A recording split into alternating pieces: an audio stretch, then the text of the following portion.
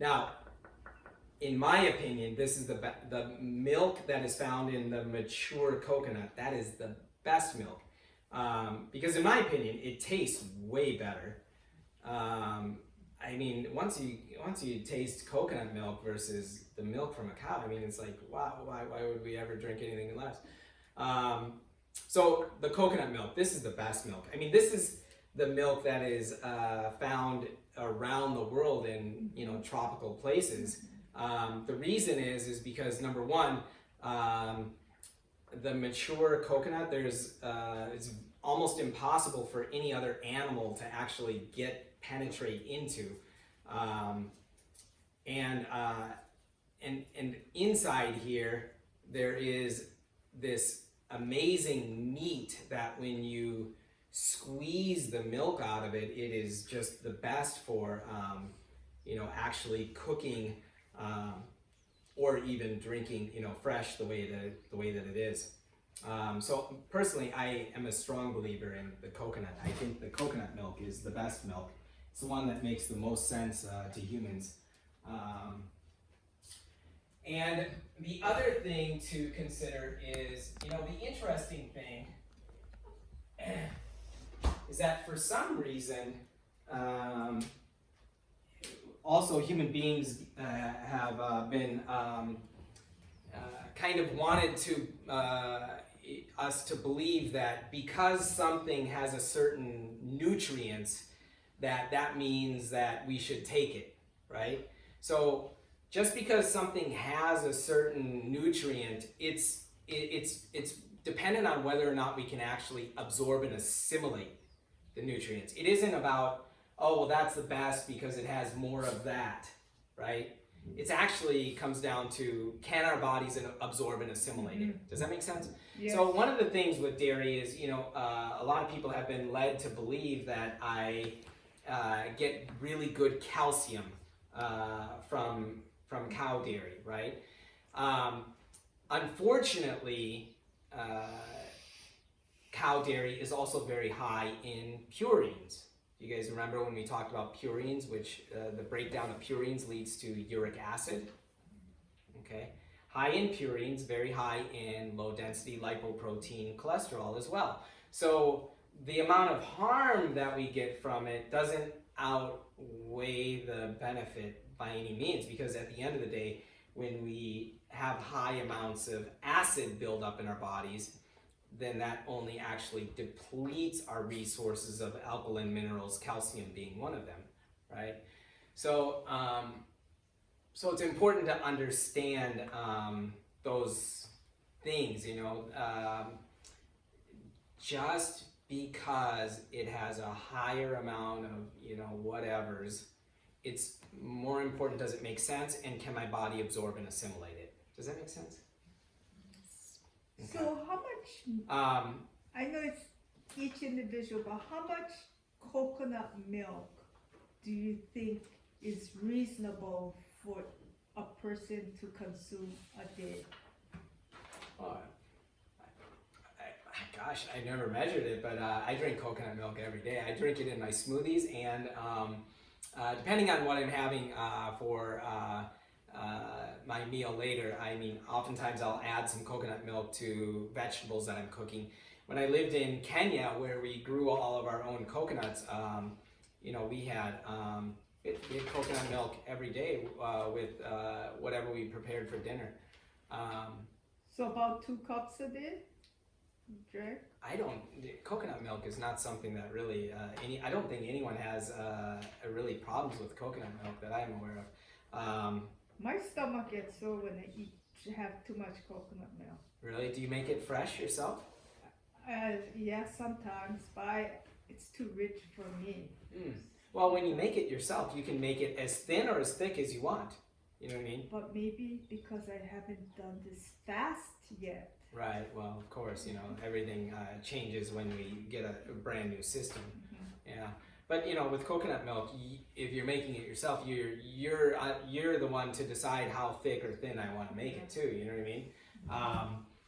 But yeah, I mean, it could be that it's too thick for your system, but usually when we're getting the fiber out, you know, when we're squeezing just the essential fatty acids out, you know, in the milk form, and, you know, leaving the fiber behind. I do find that if you're eating what I just showed you, like, and just swallowing the whole thing, that fiber that makes up that meat, that thick meat, that is much more difficult to digest. You know what I mean? But typically the actual milk from the coconut is quite easy for the body to absorb. Yes, Loke, did you have something to say? Yeah, I have a comment. So, like, at the store, you buy the canned coconut milk. It's 3.6 grams per tablespoon of fat. So. And the one in the can is way more concentrated. Yes. When you make it yourself, it's way thinner. Exactly, and it's fresh. So it's not like, you know, it's much easier to digest, especially when it's fermented a little bit, you know. And so you can take up to a person 44 to 77 grams of fat a day. See, so it's not like a lot, really. If you take like 1 cup of homemade coconut milk, maybe about like 10 grams of fat, 10 to 15. So it's not that much, you know, like you can take up to 44 to 77. That's when you feel like cramping. That's when maybe it's like over 70 grams a day, too much fat, right? Well, and everyone's different, you know, and everyone's coming from a different page on where they're at in the moment, you know what I mean? So what's too much for somebody else may be okay for another person. And that's one of the other things about the refeeding program, is to understand that when you start this process, your tolerances are different than your tolerances. So every individual is different, right? We as human beings, as a collective, we have some similarities. But in terms of individual tolerances, we're very different, right? And what's good for one may not be good for the other. That being said, as a collective, human beings are better off starting from a source of all natural, organic, whole foods, okay? And then from that category, below that, you know, your tolerances, you know, may be different. That being said, everyone will benefit from a clean slate to better be able to help them to now recognize what my tolerances are. Because when our thing is full, you know, and we've never really like cleaned it thoroughly, identifying our tolerances can also be almost impossible, because we really don't know, you know what I mean? We're just like, that doesn't work, that doesn't work, oh, I think that's okay. But, you know, it's, so this gives you guys an opportunity also to pay attention, you know, even journal after each part of the refeeding program. How did that make me feel, you know? And, you know, just, you know, think about, you know, because what works for you after this retreat may be different than what works for you after this retreat. But that being said, it gives us an opportunity to learn better ourselves. And me, I'll never be able to live inside of your body, you know, so you are going to be able to identify your tolerances better than I can. Does that make sense? I can give you some ideas or some generalizations, or, you know, what has GPS signal lost. What has worked for, you know, other people, but I won't actually be able to, you know, be inside of your body, and so everyone's going to be a little bit different in that respect. Does that make sense? And also, Loke Lani, she has studied clinical nutrition, and she has a background in that, and so, you know, there's, you know, other things where she's got also a real good source of knowledge that you can, you know, brainstorm with her as well. So she's a good resource for this refeeding part of the program. The other thing about Loke Lani is she really loves working with food and really puts all her heart into it. And she reminds me a lot of myself, actually, being very particular about every thing, so you can be sure that whatever she's prepared, she's made sure it's very perfect. I think you're kind of a perfectionist, yeah. Well, food safety number one, and then I realized that you've taken the step to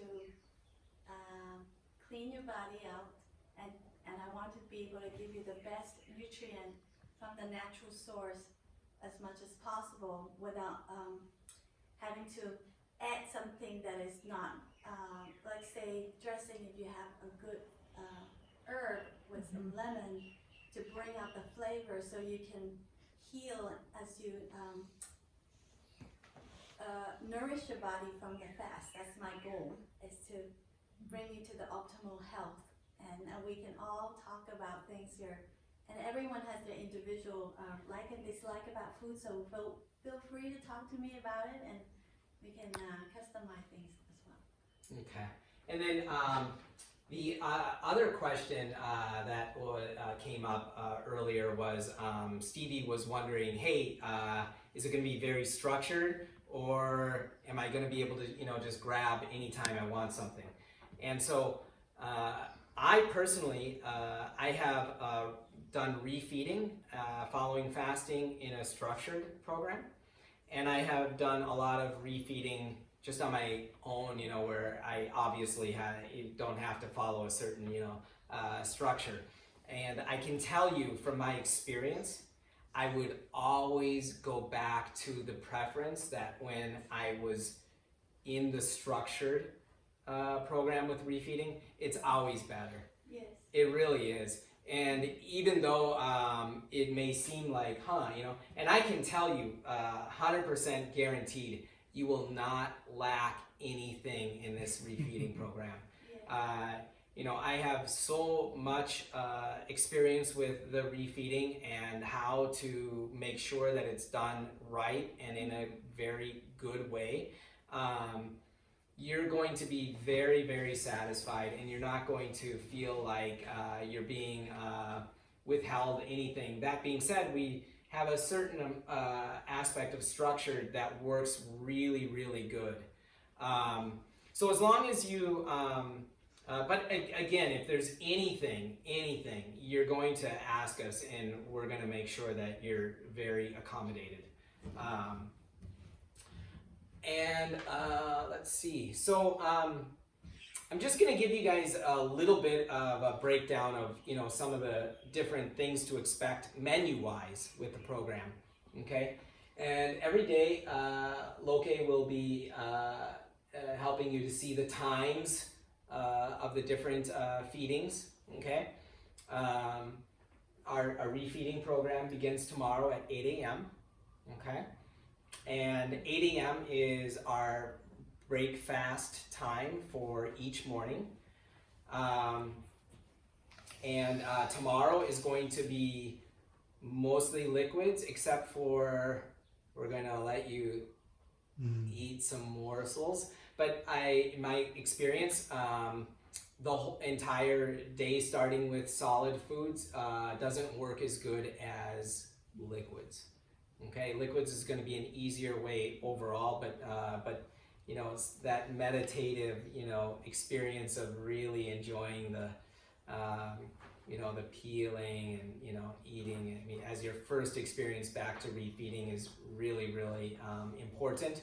But then keeping the day on more liquids is going to be better, because when you're starting with solids, it can be too much for the system to start with.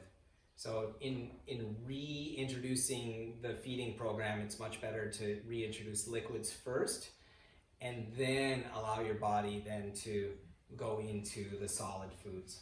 Okay. So day 2, we will also bring in some gluten-free, organic oatmeal, tropical fruits. We're going to be having vegetable juices the first couple of days so that you can reintroduce those minerals into your body very well.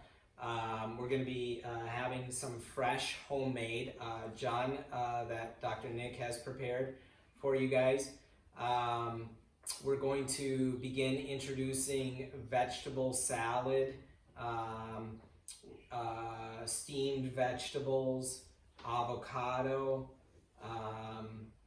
and then we're going to be introducing coconut milk curry, avocados. We're going to introduce the purple sweet potato, which I also enjoy having with coconut milk as well, the purple sweet potato. We're going to be having some breadfruit, some taro, some local Hawaii grown foods.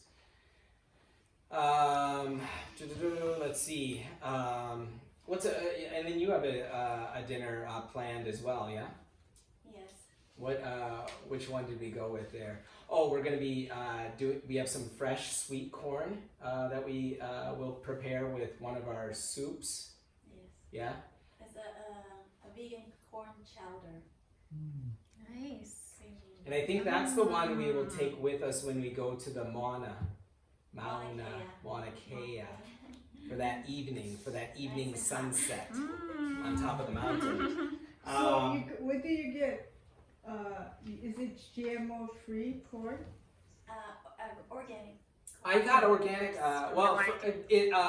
Unsprayed. Unsprayed. Yeah, fresh from the farmer's market on Saturday.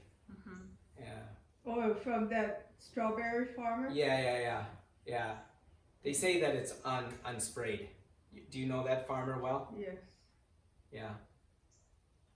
Okay. You're looking at me like you're, like maybe you don't trust that farm. It's not really. Not, I don't know. I don't they use think some so, chemicals on that farm. Yeah, but that's okay. Okay, well I'll poison you guys a little bit. Yeah. I can always get the organic frozen one mixed the same. No. Their corn is sweet. Okay. It's. Yeah, I mean I don't know. I did. Yeah. You might know these farmers better than me because you have a lot more experience. Maybe you've been to their farm. I don't know. Yeah, it's good corn. I eat some today. Okay. Oh, I eat some things that's not organic because we can't get it, but my clients like never it. buy it, You 'cause I know. thought Yeah. maybe but Well, they said they don't spray it. Yeah. keep Yeah. that in mind. It's their fertilizer that maybe ain't all that Yeah. all that good. Yeah. Okay. So you know- I have a lot of questions for you over the next few days. Yeah, no problem. Yeah. So overall, I think Alilo and I would both agree that overall the farmers markets in Waimea are definitely the best. Yeah. Let's see. The best that I know of, I mean, I've lived in in Southern California where we had great farmers markets, but yeah, I really like the Waimea markets just because of everything we have access to.